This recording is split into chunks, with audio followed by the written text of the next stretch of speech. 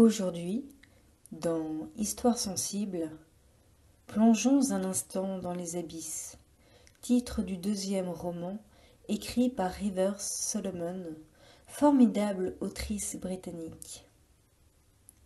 Préparez-vous à retenir votre souffle.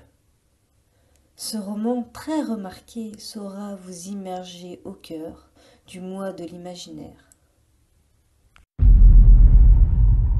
Our mothers were pregnant African women thrown overboard while crossing the Atlantic Ocean on slave ships. We were born breathing water as we did in the womb. We built our home on the seafloor, unaware of the two-legged surface dwellers, until their world came to destroy ours. With cannons, they searched for oil beneath our cities. Their greed and recklessness forced our uprising. Tonight, we remember. Y'all remember how deep it go? Tout n'y était pas merveilleux, mais c'était son histoire. Et si elle devait choisir entre l'histoire et le vide, elle choisirait peut-être l'histoire, après tout. Elle s'était sans cesse plainte qu'elle s'effaçait sous les souvenances, qu'elle n'existait pas puisque les ancêtres prenaient toute la place en elle.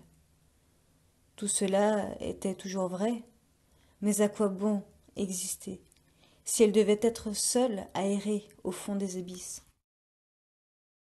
Ces mots sont ceux de Yetu, l'historienne qui détient la mémoire des Wajinro, peuple des abysses.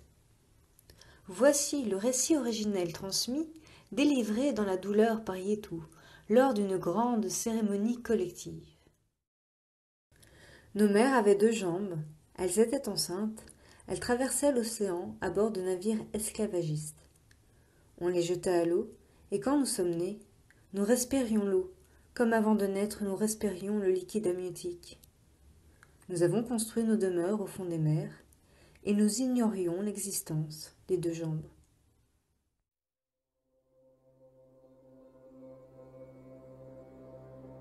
Un jour, lors de cette cérémonie très importante pour son peuple, Yetu cède à ses désirs et refuse de subir son passé qui la rend esclave.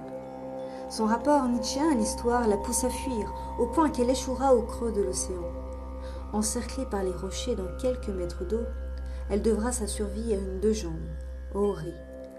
Nos relations, une dialectique singulière évoluera entre ces 2 personnages dotés d'une grande sensibilité. Si le passé n'est pas figé, peut-on être conscient de soi-même en l'absence de mémoire? Quel lien, responsabilité tisser vis-à-vis de son peuple? Quelle liberté peut-on alors espérer? Ce roman, abyssal par l'ampleur des questions qu'il soulève, offre une lecture très agréable et très fluide. Lecteurs et lectrices, vous ne sauriez être insensibles à l'originalité du cadre et au caractère des personnages proposés. Si le personnage de Yetu évoque avec force le personnage de Funes dans les fictions de Borges, la jeunesse du projet mérite un instant que nous suspendions notre histoire. So deep, so deep, ay. And y'all remember when y'all had the dance floor lit dark, no 2-step deep, y'all don't even sweat deep as it gets, dreaming dead asleep and keeping time, y'all heartbeat deep, and all the fishes had their eyes bugged out, cause y'all dancing underwater and y'all don't get wet, and the dark smelled sweet and y'all tails touch reef. Y'all feed off the bottom, but now y'all remember.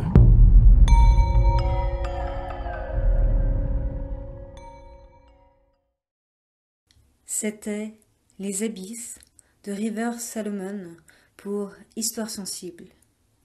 Un roman à réserver par Drive à la médiathèque. Au revoir.